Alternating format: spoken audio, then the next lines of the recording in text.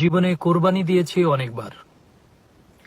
নিজে ছাগল পেলে নিজে ঘাস কেটে খাইয়ে সেই ছাগল কোরবানি দিয়েছি। গরু নিজের টাকা দিয়ে গরু কিনে গরু কোরবানি দিয়েছি। তারপরে বিভিন্ন মানুষের কোরবানি দিয়েছি।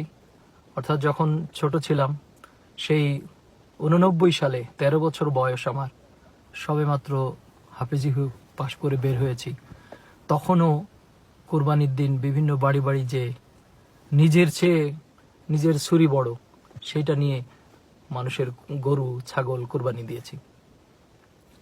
তো এই কোরবানি দিয়ে কি হয়েছে?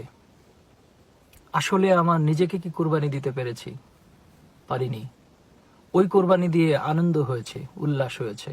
প্রতি বছর 4-5 জন একসাথে হাটে যেয়ে বেছে বেছে গরু কিনেছি, ছাগল কিনেছি, এবং একটা উৎসবের মধ্য দিয়ে এগুলো হয়েছে। এখনো হচ্ছে, যারা করছেন একইভাবেই উৎসব করে করছেন।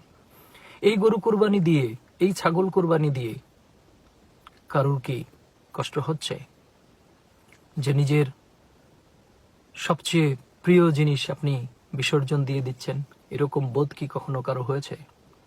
যারা নিজেরা ছাগল পালেন, গরু পালেন, পেলে বড় করেন, তারা আবার ওইটা কোরবানি দিতে গেলে তাদের কষ্ট হয়, কিন্তু তারা কোরবানি দিতে পারেন না। তারা বিক্রি করে সেই টাকা দিয়ে অন্য কাজ করেন। আর ওইটা যে কিনে নিয়ে যায়, যে যত দামি গরু কেনে সে তত অবৈধভাবে টাকা ইনকাম করে।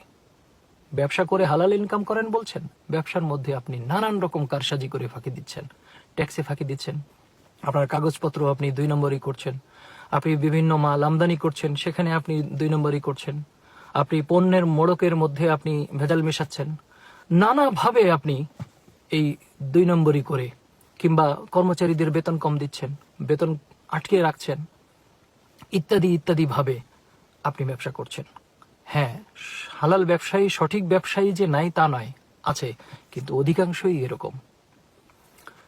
মসজিদে যে নামাজ পড়ছেন, সবচেয়ে বেশি ঘুষখোর যে, তার গায়ের গন্ধটা সবচেয়ে ভালো, সে তত দামি আতর মাখছে, আমি দামি পারফিউম মাখতেছে, ভুরভুর করে সুঘ্রাণ বের হচ্ছে।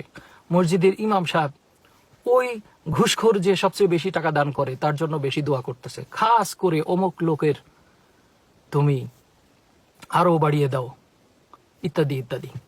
তো আমরা কি করছি? বিসর্জন কোথায় দিচ্ছি, কাকে দিচ্ছি?